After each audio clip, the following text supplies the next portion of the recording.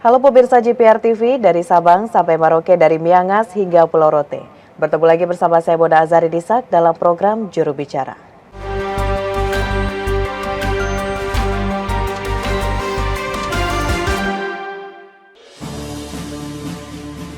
Tahapan pemilu 2024 telah berjalan. Meski pelaksanaan pemilihan umum masih akan dilaksanakan pada Februari tahun depan, tetapi dinamika di masyarakat tentang isu politik mulai bergeliat. Ruang digital di berbagai platform mulai terisi dengan perbincangan arah politik. Namun, disayangkan hingga 4 Januari 2023, Kementerian Kominfo menemukan lebih dari 1.300 konten hoax tentang politik. Dalam indeks The Economist Intelligence Unit pada tahun 2021, Indonesia menduduki peringkat ke-52 dunia dengan skor 6,71. Economist Intelligence Unit juga mengelompokkan Indonesia sebagai negara flawed demokrasi. Meski masih tergolong pada urutan bawah, indeks demokrasi Indonesia sudah naik 12 peringkat dari tahun sebelumnya yang berada di peringkat ke-64 dunia. Kenaikan skor Indonesia pada indeks demokrasi global patut untuk diapresiasi. Namun tantangan dalam perbaikan kualitas demokrasi masih besar karena Indonesia tetap berada di kategori flawed demokrasi. Perlindungan kebebasan sipil, independensi lembaga yudisial, serta keselarasan kebijakan pemerintah dan kehendak publik dinilai dapat memperbaiki kualitas demokrasi. Demokrasi sejatinya ialah kebisingan.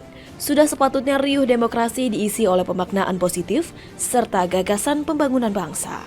Namun di sisi bersamaan, pemerintah perlu menjaga kondusivitas agar kebisingan yang seharusnya membuahkan gagasan tak berbuah perpecahan. Demokrasi harus mampu ditempatkan sebagai proses yang mempersatukan berbagai upaya untuk mencapai tujuan berbangsa dan bernegara. Baik pemirsa, meskipun puncak dari pemilu 2024 terbilang masih jauh, namun dinamika di tengah masyarakat sudah sangat dirasakan hingga saat ini termasuk di ruang digital. Dan pemirsa mengingat ruang digital ini memiliki kekuatan yang besar dalam mempengaruhi opini publik. Tentunya Kementerian Komunikasi dan Informatika Republik Indonesia memiliki tugas yang besar dalam mengawal pemilu untuk Indonesia maju. Dan untuk membahasnya lebih jauh pemirsa, saat ini kita sudah bersama dengan Dirjen IKP Kementerian Komunikasi dan Informatika Republik Indonesia, Bapak Usman Kansong. Selamat malam Pak Dirjen. Selamat malam, Mona. Baik, salam sehat ya Pak. Salam sehat buat kita semua. Baik, Pak Dirjen, kita melihat di ruang digital sudah banyak sekali nih Pak pro dan kontra terhadap pemilu 2024. Dan tentunya Kominfo juga telah memiliki persiapan dalam menghadapi demokrasi ini. Dan Pak Dirjen, saat ini apa saja yang telah dipersiapkan oleh Kominfo, namun tentunya kita melihat dalam pelaksanaan pemilu ini rangkaiannya telah dimulai dengan berbagai dinamika politik yang ada. Bagaimana langkah persiapan yang telah diambil oleh Kominfo hingga saat ini Pak Dirjen? Ya, sebelum menjawab pertanyaan itu, saya ingin menyampaikan apa yang tadi ditayangkan ya di paket tentang kondisi demokrasi. Ya memang kondisi demokrasi di hampir semua negara mengalami stagnasi atau jalan di tempat. Atau bahkan ada yang mundur, jadi mengalami kemunduran. Atau biasa disebut regresi begitu. Bahkan itu terjadi di negara yang demokrasinya dianggap mapan, Amerika Serikat contohnya begitu. Ya bahkan ada satu lembaga yang mengatakan demokrasi kita itu mundur ke 30 tahun lalu begitu. Nah, kemarin di forum demokrasi Bali ya atau Bali Demokrasi Forum tanggal 8 Desember penurunan ataupun kemunduran demokrasi ini menjadi salah satu topik pembicaraan. Dan di Bali Demokrasi Forum itu terungkap bahwa salah satu penyebab stagnannya ataupun mundurnya demokrasi di berbagai belahan dunia adalah disinformasi di ruang digital, disinformasi di media sosial. Nah karena itu Kementerian Komunikasi dan Informatika serius dalam menghadapi maraknya disinformasi politik, terutama menjelang pemilu 2024. Jadi kita sudah berada di tahun politik atau tahun 2023, 1 tahun kurang lebih menjelang pemilu 2024. Kita ini harus serius dalam membersihkan ruang digital dari disinformasi politik agar demokrasi kita terjaga, agar demokrasi kita terawat, agar demokrasi kita ini syukur-syukur bisa meningkat. Kenapa pemilu itu yang menjadi sasaran? Ya karena memang pemilu adalah salah satu instrumen indikator demokrasi di satu negara. Ya, sekali lagi kita harus serius ini menangani ruang digital kita. Bagaimana kita menjaga demokrasi di ruang digital kita. Nah, untuk itu Kominfo tentu saja sudah punya berbagai langkah. Ya, berbagai langkah itu langkahnya itu dari hulu ke hilir. Ya, dari hulu ke hilir. Di hulu atau yang saya sebut sebagai langkah preventif, Kominfo punya program Gerakan Nasional Literasi Digital.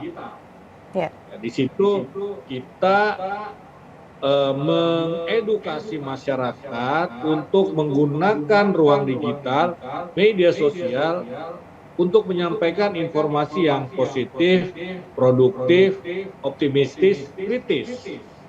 Ya, bukan untuk memproduksi atau menyebarkan disinformasi atau hoax itu gitu. Jadi kita edukasi masyarakat. Ini di level hulu, di level upstream atau tadi preventif. Kemudian di tengah atau di middle stream istilahnya, kurang lebih seperti itu. Ini kita mengambil langkah yang saya sebut langkah korektif. Ya, langkah korektif. Langkah korektif itu kita lakukan dengan metode pemantauan atau surveillance method atau surveillance mechanism, mekanisme pemantauan. Jadi kita memantau ruang digital. Ya, kita pantau melalui 3 kegiatan. Yang pertama menggunakan peralatan yang kita sebut AIS, ya, di Automatic Identification System. Jadi si mesin ini, alat ini secara otomatis akan meng-crawling, mencari konten-konten negatif termasuk disinformasi politik. Yang kedua, kegiatan kedua adalah melalui cyber patrol atau patroli siber. Ya. Ada tim yang bekerja memantau, memelototi ruang digital, dan kalau mereka menemukan disinformasi politik, maka mereka akan akan mengidentifikasi itu, begitu ya. Kemudian yang ketiga, laporan dari masyarakat. Nah, kalau kita menemukan disinformasi politik, maka kita akan minta platform, apakah Google, Facebook, Twitter, TikTok, dan lain-lain, tempat beredarnya hoax atau disinformasi politik itu untuk melakukan take down. Ya, ini mekanisme korektif. Lalu yang lain yang kita lakukan adalah melalui mekanisme fact checking atau cek fakta. Nah, dengan cek fakta ini maka kita mengoreksi, meluruskan disinformasi tadi itu, begitu, disinformasi politik. Dan yang kita bekerja dan yang aktif melakukan fact checking adalah media massa, media arus utama, media mainstream.